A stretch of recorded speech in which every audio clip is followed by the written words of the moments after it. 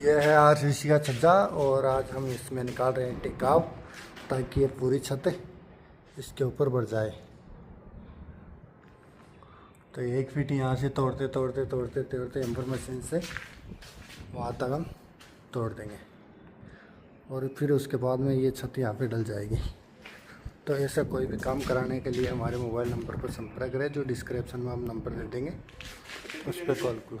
1 feet और हम आ गए हैं ऊपर आने के बाद ऐसे टिकाव निकालते हैं।